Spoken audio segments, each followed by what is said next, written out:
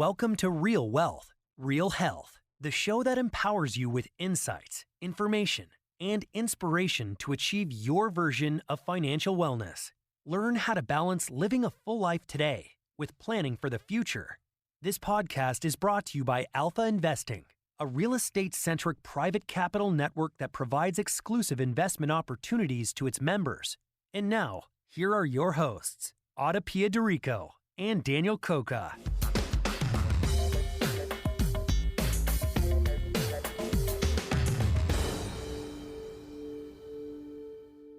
Hello, and welcome back to another episode of Real Wealth, Real Health. This is the first of a 4-episode series where we dive into the digital asset space, starting with blockchain, cryptocurrencies, Bitcoin, tokenization, and how real estate fits into this growing digital paradigm. Our first guest today is Adam Lach, co-founder and CEO of Cloudfire Capital. Cloudfire Capital is the general partner to the CFC Bitcoin Fund, which provides indirect and diversified exposure to the digital asset investment space with a particular focus on Bitcoin. Adam is very passionate about informing others about the unique advantages to investing in this burgeoning industry. In this episode, we talk about remaining informed about cryptocurrency happenings, avoiding being an accidental investor. We talk about how Bitcoin is quickly gaining traction and legitimacy, especially with financial institutions and governments showing interest. We talk about the significance of witnessing the burgeoning of a new asset class in our lifetime and how to view Bitcoin. Is it an asset? Is it a currency? And the benefits of investing directly into Bitcoin or a Bitcoin fund versus investing into Bitcoin trusts. Although it's not tangible like real estate, one could argue that there are many factors that make cryptocurrency an attractive alternative investment. And we certainly get into it with Adam. All right, Adam, welcome to the podcast. Thank you for having me on. Yeah, well, thanks so much for taking some time. I know that your day as a hedge fund manager and trader is very, very busy. Always looking at those charts and those graphs. So I definitely appreciate you taking the time. And I thought a really good way to begin would be to have you tell our listeners a little bit about your story and really where you started in investing, because you've been investing for a long time, and then how that morphed and led you into the blockchain and Bitcoin space. Yeah, absolutely. I mean, as you already know, I was into real estate fairly heavy, starting around 2010-ish. I had a partner who was a doctor here locally, and we did a lot of single family home related stuff. So either flips or just renovations and rents. I have a couple investments with like outside third-party entities, but as far as like what we did here is mostly single family. Did that until fairly heavily until about 2015-ish. 2015 is when I got involved in cryptocurrency very heavily, and I feel like when your attention is kind of pulled in a certain direction, whether you want it that way or not, that's kind of where all your resources and energy goes. So starting in 2015, 16, I started phasing out my involvement with real estate, aside from professional funds that were, managed on the side. But as far as what we did, because that's a lot of work, obviously, flipping homes or, having rental properties and keeping up with them and the maintenance and everything else. So yeah, I got involved heavily into crypto in 2015, and then that just started eating up all my time and resources. Now, at the time, I was still working my normal job. Like I still had a 9-to-5, a corporate job that I was still working all through when we did real estate. And then the first few years that I was involved with cryptocurrency. It wasn't until like 2018-ish that I went out on my own and started kind of working for myself. My first venture was kind of a consultancy firm. And then that kind of expanded and grew and evolved until we launched Cloudfire Capital, which was like late 2019, early 2020. So just in time to get caught by the pandemic. as we were picking up steam. So that was kind of where I made the transition. It was like 2015/16. And then the next few years is honestly like a blur of just learning and taking in as much as I possibly could on the space. And I know I've said this to you before, AdaPia. It's like it probably took me a good 3 years of researching before I even felt comfortable, like really putting myself out there and kind of going heavy into the cryptocurrency space. Yeah. I mean, for those who don't know, Adam knows this because he and I are in the space together a little bit, but I first invested in Bitcoin in 2013, just kind of by accident, honestly. And I just kept it because I didn't know anything about it other than at the time, a lot of people were talking about it. I saw it rise in 2017. I saw it crash. I didn't do anything because I thought, it was just a little bit of money that I put in to begin with. And I had no idea what was going on. And then towards the back half of last year, it just started exploding. And I feel like, and I've started to want to learn more because I don't want to just be an accidental investor, right? And I think a lot of people are seeing, and this is why we wanted to talk to you today, is like to help everyone understand, like, there was the rise and fall. We've had two big ones in 2013, 2017. And now there's been another big rise and kind of a big crash in the spring.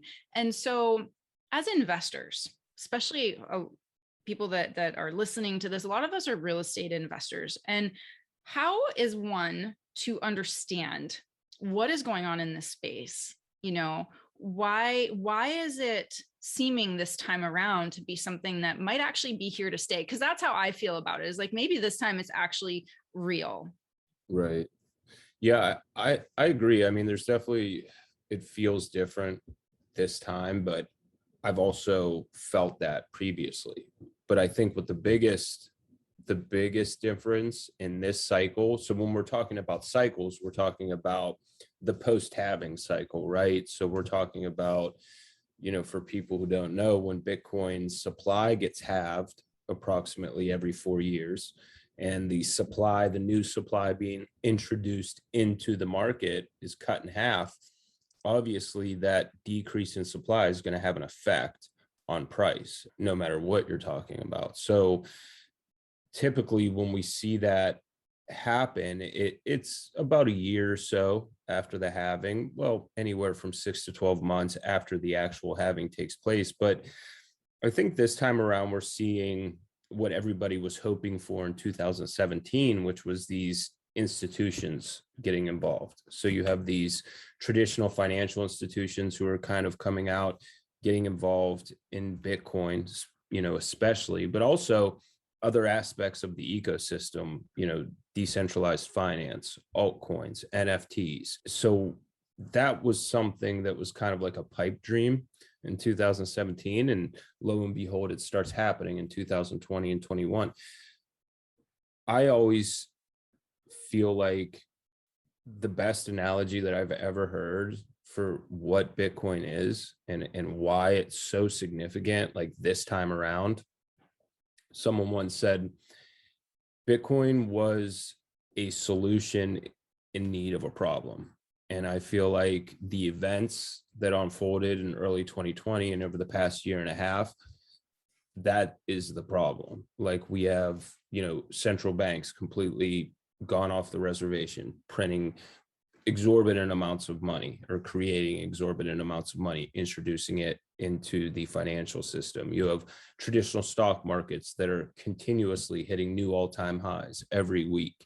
There's no correlation between the realistic recovery associated with the virus and kind of what's going on in these traditional markets, because they're so artificially propped up by central bank policies and things like that. So I feel like because of the events of the past year and a half, that's why Bitcoin is just so significant now. And when you break it down and look at it, when you look at how has Bitcoin performed over the past year and a half, comparable to traditional markets or other investments, Bitcoin is the only thing that's really kept pace given the amount of new capital that's been introduced into the economy. Bitcoin has continued to perform nonstop, whereas, traditional markets have really just barely been able to kind of maintain when you really take into account all this new capital. So I just think the events over the past year and a half have really given us perspective on why this is important, why a decentralized monetary instrument is important, and why it's going to be here over the next decade and probably many decades to come. So let me ask you a question, Adam. When I first got into this space, I went back and forth between, two sides of my brain. The side that said, hey, I'm making the same argument that you're making about why it's important, how, mass adoption hasn't hit yet, people and institutions are going to flood into this space.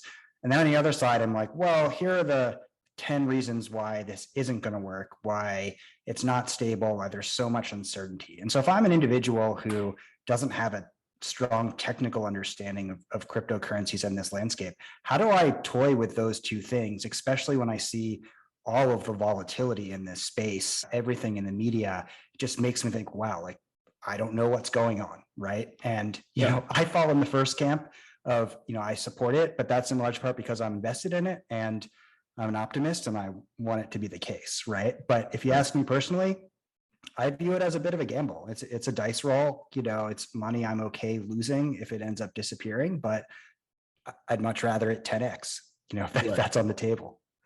Right. No, I hear you. And I think the first time, like AdaPia, what you were saying about becoming involved in the space in 2013, that's pretty early. I mean, that was 8 years ago. That's a pretty early time to become involved. And I know the first time I was approached and it was a coworker of mine, and this was like 2012.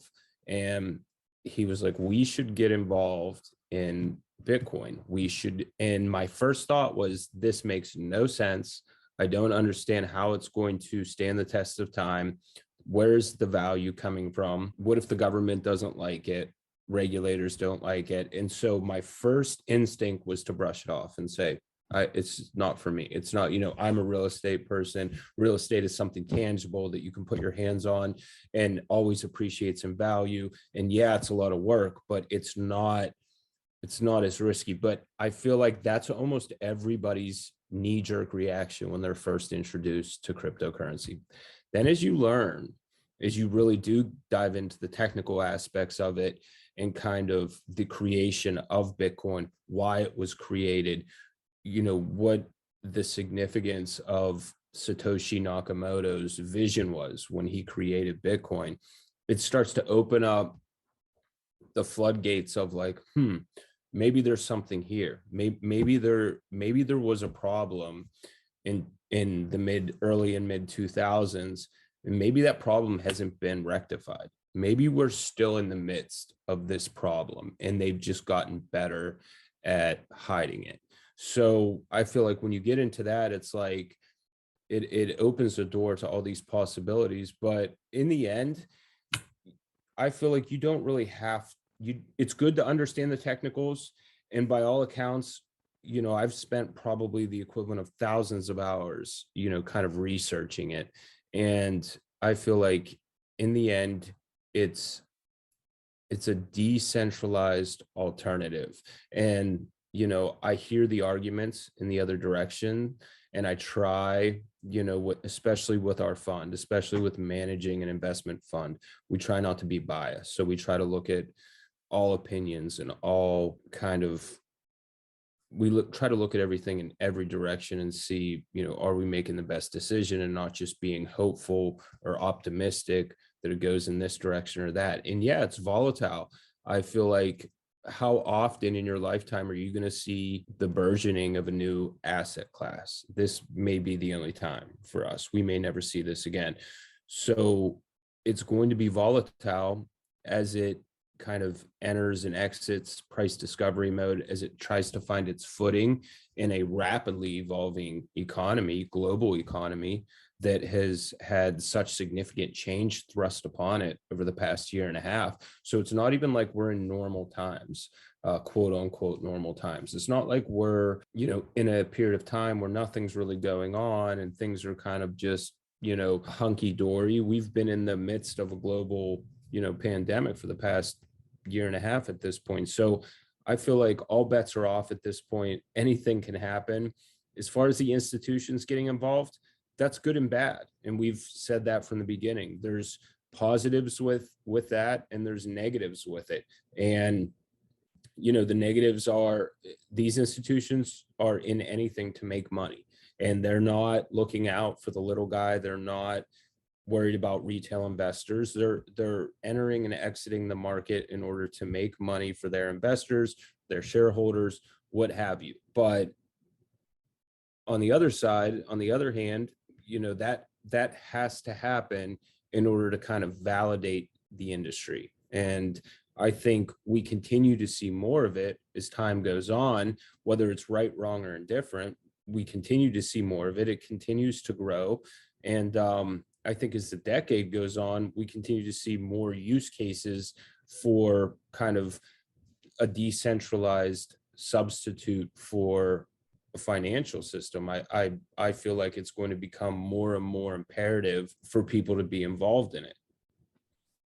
So I have like a couple of questions. When you talk about like the problem, is that related to what a lot of people are considering is going to be the devaluation of the US dollar? And that's my first question. And then my second question, if you can answer it, is Bitcoin an asset or is it a currency? And have we landed on that kind of generally? Like you said, I mean, we're still in the middle of it. It feels like a planet that hasn't formed yet. It's like in that nebulous gassy phase. And so there's a lot of arguments in so many different directions. So those are two big questions that I have about it. I think we've been witnessing the debasement and devaluing of all currencies, right? I think kind of across the spectrum. I mean, the US dollar has decreased 99% in value over the past since it's been created. I believe that's the statistic. It's 97 or 99% in value. So as time goes on, a reasonable person would assume it continues to lose value. And now you add into it again.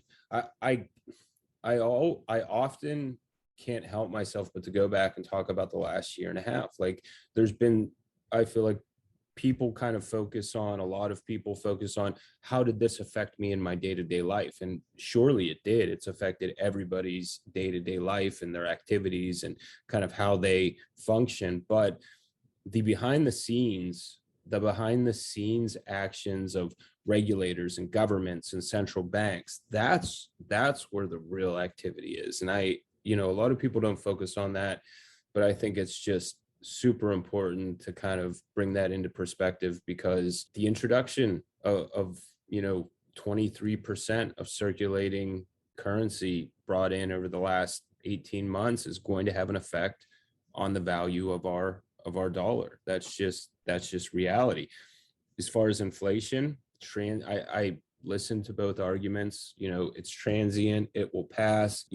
With the rapid evolution of technology, it's going to, that'll introduce deflation and it'll offset inflation, and it won't stick around. But I feel like at this point, are they really going to say if we have consistent inflation? Are they going to come out and announce that? No, probably not. They've made it pretty clear that they want inflation to be at 2%. That's where it'll be. So I don't know if we'll ever get a straight answer from, the Fed or anybody else as far as, is there consistent inflation, or is this just a something transitory in nature that's stemming from, disruptions in supply lines and, other related things from the virus. But I do think it's clear that the value of our currency has been and will continue to be, devalued. The second part of your question, remind me the second part of your question. So I was asking, and unless Dan wants to jump in too, I was saying, like, is it an asset or a currency? Because my understanding of Bitcoin when it was created was it was meant to be transactional, like utility. And it is a little bit, and I know some of the problems that exist around it, but it seems to be, at least what I've understood or currently, is that it's generally thought to be digital gold. It's an asset and it's not really meant to, or it won't be able to execute as a currency or a transfer of value. So yeah, a couple things there. I think it has been both, and I think it can be both. I would lean, obviously, our opinion is that it's a store of value. It's an asset to buy and hold and kind of wait for the market to do its thing. That said, I mean, if we track it, the introduction of Bitcoin in 2008, 2009, it has to be a store of value first and foremost. It has to be a store of value in order to take on the characteristics of a monetary utensil that can be transacted with. So I feel like introduced as a store of value kind of transitions to a currency of the internet, quote unquote, transitions back to a store of value. And now it's kind of up for debate on what it is. I hear the thoughts from people that it should be the currency of the internet. Like Bitcoin should be the main currency of the internet. And it could function as such, especially when you bring into context the Lightning Network, which is a layer that was built on top of Bitcoin to help it transact with greater speed and reliability. Can it spread out and operate in that capacity across the globe? I don't know if we're there yet. I think we're going to get a good taste of it when El Salvador's Bitcoin law goes into effect in a couple of weeks here in September. And I think we'll be able to see kind of, how does Bitcoin work as a payment mechanism across, multiple industries in a larger capacity. It may take a little while to kind of take hold because they are still keeping, obviously, the US dollar in conjunction with Bitcoin as part of the law. But I feel like it'll give us a good idea. But there have been several experiments that have been conducted over the past several years where Bitcoin has served as the pretty much the primary transactional monetary tool, but on smaller scales. So it's hard to say like how it would behave in a global capacity. It's our opinion though, it's going to have to be transacted with to some extent in order for it to retain its value and continue increasing in value. I don't think it can just sit there and never change hands and never go anywhere. But in the end, I believe it is a good analogy is digital real estate or digital gold, where you're kind of investing in this with the foresight that it's going to increase in value, give it enough time. And the fact of the matter is, anybody who's purchased Bitcoin and held it for at least 4 years has never lost money. So there's something to be said about that. If you've purchased Bitcoin and you've held it for at least 4 years, you've always been in the positive. Yeah. Well, that's certainly been me, but again, kind of accidentally, right? Is like holding as opposed to trading. I'm a terrible trader, right. Just so everybody knows. It's definitely not what I'm good at, not what I want to be good at. It's a lot of work, just like, in our space, it's a lot of work to do what we do. And unless you have the time and you have the expertise, like you really are passionate about it and you want to get into it, then having somebody that does that for you, especially in a rapidly changing environment, I think is really important. And that's where I've landed on all of this. And I wanted to actually just to touch on one thing that, a lot of people are aware of what's going on in Afghanistan. And I don't know if a lot of people are aware that even the aid organizations, no one is able to get dollars, like any kind of money into this country. The only thing they've been able to get into the country to help anybody is crypto. And sometimes the Western Union has shut down as well, right? Oh, I didn't know that. Yeah. So they're like, so you have, to me, it's a use case in a way, and whether they're using, just Bitcoin or they're using something else. But I think sometimes it's might be challenging for us in this country to understand what a use case for a decentralized currency could be, because we're so relatively fortunate here, to have what we have, and to have a life that we have here compared to there. But as I'm paying more attention to that, and also how it's being used in Nigeria, it almost feels, and in other African countries and in South America, it kind of feels like it's a currency for financial emancipation of people that have been oppressed. Yeah, I would agree with that. I would 100% agree with that. I think additionally, as it comes to regulators in our country looking at it, the fact that Bitcoin and other cryptocurrencies have been able to kind of sneak through into Afghanistan or other countries in comparable situations, it adds credence to it's used for nefarious purposes. The fact of the matter is, it's not. Less than 0.4% of all Bitcoin transactions are used for some type of illicit or illegal activity. Compare that to the usage of the US dollar for illicit or illegal activity. That's still the go-to currency for criminals, is still the US dollar. So I feel like we should get that out of the way right off the bat. But I would agree with you. I think it's helpful. I've seen on social media people who are in Afghanistan talking about trying to send Bitcoin and other cryptocurrencies back and forth to help family escape the Taliban or just escape the situation over there. But yeah, we have been fortunate to be in the country that we're in, but we've also got issues as well.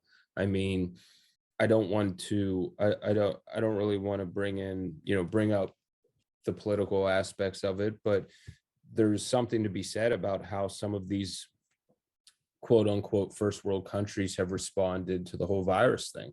I mean, you look at Australia and they're building the equivalent of like concentration camps at this point to keep people in for various reasons. So it's like at some point something's going to have to be done to kind of get everyone back on the same path. And I feel like there's just so much disconnection right now, like across the globe. And those countries, these war-torn countries like Afghanistan, it's a different set of problems, right? It's a completely different set of problems that they've been encountering over the past however many decades. But there's also problems in the first world countries as well, with government and government overreach and kind of what direction are we ultimately going here. And then you kind of throw in the role of the central banks and how there's absolutely no parameters there. They do what they want. They prop up, purportedly free and open markets, which they're not. I mean, just look at any market today. Everybody's anticipating, what is the Fed going to say at Jackson Hole? Like, how is that going to turn out? So everything's in the red because everybody's afraid they're going to taper back on the $120 billion a month in mortgage-backed security and bond purchases. Well, how is that an open market if it's only dependent on the Federal Reserve making exorbitant amounts of purchases every month? You know what I mean? So I want to circle back on something. Yeah. I think people generally, they see the different use cases for cryptocurrencies, right? But most of the people that are listening to this, I imagine, are approaching this question from an investor mindset, right? At least I know that's how I am personally. I have no intention of ever using cryptocurrency to buy anything or transact in any given way. If for no other reason, then I believe the value of it tomorrow will be greater than today. And so I'd rather make those same purchases with dollars if I can. And so if I have that type of mindset, I want to be an investor. Like, what would you recommend for people, right? Should I, buy Bitcoin and Ethereum? Should I get into the one of, what seems like an infinite number of other coins that exist? Like, how do I parse through this, very complex and complicated world and set of options as I think about actually putting capital into the space? No, that's a really good question. I'm glad you asked that because there's so much out there. There's 10,000 different cryptocurrencies out there in the ecosystem right now. And I think a lot of times people come into the space when they're new and they think Bitcoin's $48,000. That's a lot of money. and I can't buy a whole one. So what I'll do is I'll go down the list and find the 500th most popular cryptocurrency that's, trading for 73 cents. And I'll buy, 10,000 of those. And if it goes up a little bit, I'm going to make a bunch of money. And I feel like that is the absolute biggest mistake. Like, as far as transacting with Bitcoin, there are use cases there. Like, we are branching out into Bitcoin mining as we speak. We're setting up our first batch of miners right now for our mining operation.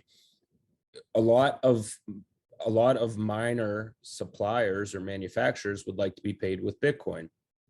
If I do that, as opposed to send a bank wire, they receive it almost instantly. Like within an hour, a $50,000 purchase has been received and verified and settled.